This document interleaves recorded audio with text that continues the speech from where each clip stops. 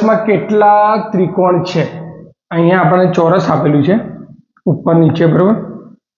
તો કુલ કેટલા ત્રિકોણ છે આપણે ગણવાનું છે. તો પહેલા આપણે ગણીશું. નંબર આપ્યો પહેલા 1 2 3 અને 4, બરાબર. 1 2 3 4 ટોટલ અહીંયા આપણા હાલમાં 4 ત્રિકોણ દેખાય છે. તો આપણે શું કરીશું? 4 ગુણ્યા 2 કરીએ. 4 ગુણ્યા 2 બરાબર 8. એટલે ટોટલ આ ચોરસની અંદર હાલની અંદર 8 ત્રિકોણ છે. કઈ રીતે?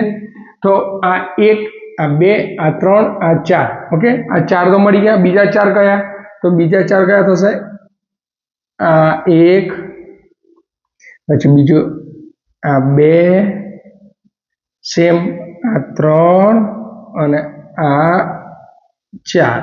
તો આ રીતે બીજા 1 2 3 ને 4 એટલે ટોટલ થયા 4 + 4 બરાબર 8, બરાબર. તો ચોરસમાં કુલ કેટલા ત્રિકોણ છે? તો ચોરસમાં કુલ કેટલા ત્રિકોણ પૂછાય તો આ રીતે ફાઇન્ડ કરવાનું, બરાબર. વિડીયો ગમે શેર સબસ્ક્રાઇબ કરજો.